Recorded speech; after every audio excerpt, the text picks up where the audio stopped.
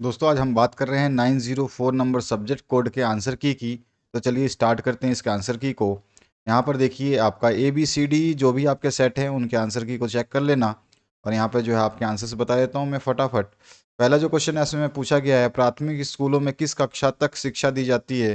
तो कक्षा 5 तक जो है शिक्षा दी जाती है प्राथमिक स्कूलों में, क्लास 5। ठीक है। नेक्स्ट जो क्वेश्चन है, पाठ योजना का सबसे महत्वपूर्ण पद कौन सा है? तो पाठ योजना का सबसे महत्वपूर्ण पद है उद्देश्य का निर्धारण करना, यानी टीचिंग ऑब्जेक्टिव जो है ये होगा इसका सही answer. Teaching objective English medium वाले लिख लेंगे, हिंदी वाले लिखेंगे उद्देश्य का निर्धारण करना। विद्यालय में गठित होने वाली समिति को क्या कहते हैं? तो विद्यालय में जो गठित समिति होती है उसको विद्यालय प्रबंध समिति कहते हैं, स्कूल मैनेजमेंट कमिटी कहा जाता है। यहाँ पे लिखा है मैंने स्कूल मैनेजमेंट कमिटी। इसके बाद में लाडली लक्ष्मी योजना का प्रारंभ कब हुआ था? तो 2007 में इसका प्रारंभ हुआ था। नेक्स्ट जो क्वेश्चन है इसमें पूछा गया है, एनसीईआरटी का पूरा नाम लिखिए। तो एनसीईआरटी का पूरा नाम है national council of education research and training, यानी राष्ट्रीय शैक्षिक अनुसंधान एवं प्रशिक्षण परिषद। इसके बाद जो नेक्स्ट क्वेश्चन है उसकी बात करते हैं।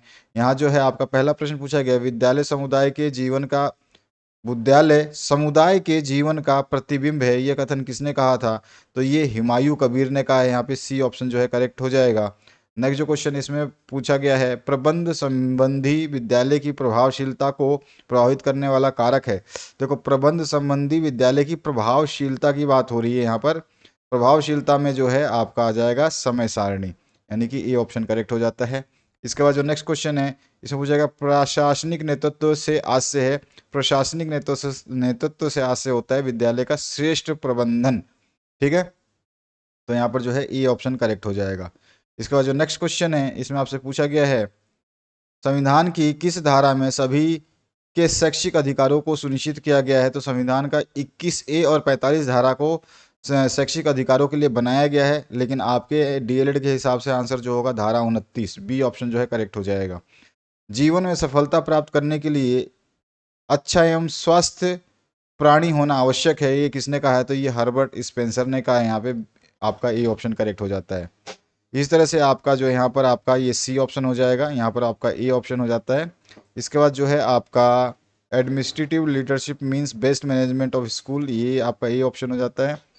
और यहाँ पर जो है आपका सेक्शन 29 हो जाता है। और यहाँ पर जो है आपका हर्बर्ट स्पेंसर हो जाता है, ए ऑप्शन करेक्ट हो जाएगा। इसके बाद जो है आपका किसी भी राज्य का संवैधानिक अध्यक्ष जो है राज्यपाल होता है। और हर्बर्ट महोदय ने पाठ योजना के कितने पद बताए हैं? 5 पद बताए हैं। विद्यालय के आंतरिक एवं बाह्य प्रशासन के मध्य की कड़ी जो है प्रधानाचार्य होते हैं। मध्य प्रदेश में जन शिक्षा अधिनियम जो है 2002 से लागू किया गया था। और भारत सरकार ने शिक्षा आयोग का गठन जो है 1964 में, जिसको कोठारी आयोग के नाम से जाना जाता है, इस समय किया था। मैंने इंग्लिश में यहाँ पे गवर्नर लिख दिया है। यहाँ पे 5 है, यहाँ पे प्रिंसिपल है, यहाँ पे 2002 है और यहाँ पे 64 है। ठीक है, 1964। तो ये था आपका आंसर। बाकी क्वेश्चंस आपने देख ही रखे हैं कि इस टाइप के क्वेश्चंस आए थे, जो आपको वीडियोस दिए गए थे उसमें सारे क्वेश्चंस आपको मिलेंगे। वैश्वीकरण कराया था, सेवाकालीन प्रशिक्षण कराया था, पाठ योजना भी कराया हुआ है। इसके अलावा आप देखोगे तो संप्रेषण कराया हुआ है, शैक्षिक नेतृत्व करवाया हुआ है, शैक्षिक समानता करवाया हुआ है, बदलाव प्रबंध को 3 वाक्यों में समझाइए, ये नहीं कराया, लेकिन प्रशासनिक नेतृत्व के 3 उद्देश्य करवाया हुआ है। विषयगत क्षेत्र में शिक्षा शास्त्रीय नेतृत्व की आवश्यकता लिखी, ये नहीं कराया, लेकिन दल तैयार करने की 3 सावधानियां ये करवाई हुई है। इस तरह से आपका शाल्य नेतृत्व की आवश्यकता क्या होती है, जिला शिक्षा अधिकारी के कार्य, समावेशी शिक्षा, कक्षा कक्ष प्रबंध, ये सारे क्वेश्चंस आपको कराए हुए हैं। ये भी क्वेश्चंस आपको कराया हुआ है और ये भी क्वेश्चन आपको कराया हुआ है। सारे क्वेश्चंस हमने आपको वीडियो में बताया था कि वन शॉट वीडियो देख लेना, उसमें सब मिलेगा। जवाहर नवोदय विद्यालय के बारे में बताया हुआ है, समूह नेतृत्व कर्ता की विशेषताएं बताइए, सारे क्वेश्चंस आपको करवा दिए हैं। अगर आपने वन शॉट वीडियो देखा होगा तो आपका स्कोर बहुत ही बेहतरीन हो जाएगा। ठीक है, ये सारा का सारा क्वेश्चन कराया हुआ है। अगर आपको 70 नंबर का आपका पेपर है तो उसका 40% आपको पास होने के लिए चाहिए, जिसमें 28 नंबर की आवश्यकता होती है। 70 में से 28 की जरूरत पड़ेगी। अगर 50 नंबर का पेपर होता है तो उसमें से 20 नंबर पास होने के लिए चाहिए। 40% 20 नंबर होता है इसका। और 25 नंबर का पेपर है तो इसका 40% आपका 10 नंबर होता है। तो आप ध्यान रखिएगा, आपके पासिंग मार्क्स मैंने बता दिए यहाँ पर। तो आशा करता हूँ इस वीडियो से आपको फ़ायदा मिलेगा। प्लेलिस्ट आपके सामने आ रही है, इस प्लेलिस्ट को देखिए, इसमें सब कुछ उपलब्ध है। अगर आप पढ़ते हैं तो आपका स्कोर बेहतरीन हो पाएगा। 80 to 90% आप स्कोर आसानी से कर सकते हैं।